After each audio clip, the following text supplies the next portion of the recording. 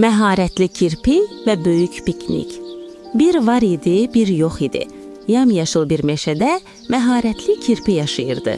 O, yemək hazırlamağı və çiçək toplamağı çox sevirdi. Bir gün hava çox gözəl idi. Kirpi dostlarına dedi: "Gəlin böyük bir piknik edək. Hər kəs ən gözəl yeməyini gətirsin." Dovşan Hopi dedi: "Mən kök gətirərəm." Dələ Lila dedi: "Mən fındıq və qoz gətirərəm." Tısbağa Kapi gülümsədi: "Mən də alma və armud yığaram." O gün hamı sevinərək çalışdı. Kirpi çiçəklərlə yeri bəsədi, dostları yeməkləri gətirdi. Süfrə doldu, hamı birlikdə paylaşdı. Birdən güclü külək əsdi. Çiçəklər və boşqablar havada uçuşmağa başladı. Amma hamı əl-ələ verib süfrəni qorudu. Külək dayandı.